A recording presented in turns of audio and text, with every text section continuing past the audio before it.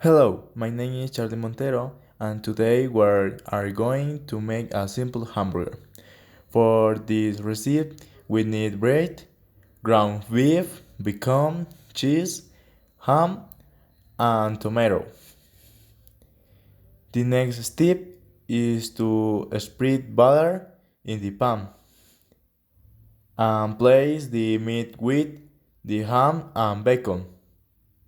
When these ingredients are browning, we place the cheese on top of the meat to melt.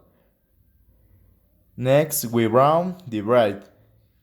Now we are going to plate.